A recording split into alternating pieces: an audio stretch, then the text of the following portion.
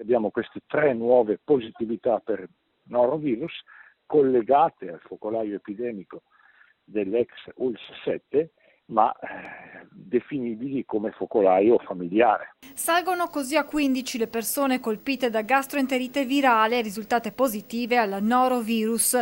La diagnosi è giunta ieri dalla microbiologia del Cafoncello nell'ambito degli accertamenti eseguiti per i 2 focolai tossinfettivi, uno più contenuto nell'ex ULS-8 con approfondimenti diagnostici su 2 persone appartenenti ad un gruppo di 6 che avevano consumato sushi a domicilio e l'altro più consistente nell'ex ULS-7 con 14 casi sintomatici.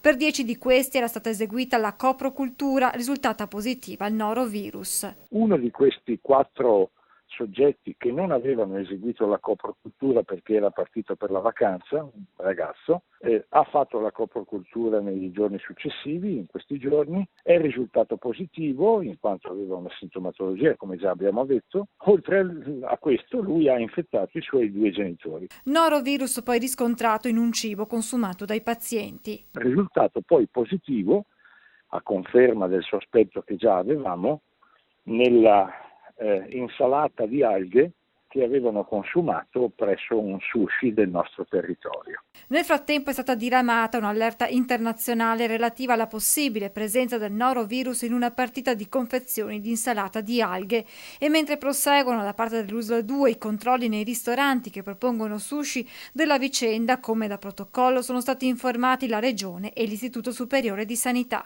L'Istituto Superiore di Sanità ha manifestato particolare interesse perché, ripeto, si sta parlando di un virus scoperto nei primi anni 70, quindi con questi elementi anche concreti di sviluppo di piccole epidemie se ne sa di più sulla capacità infettiva di questo virus.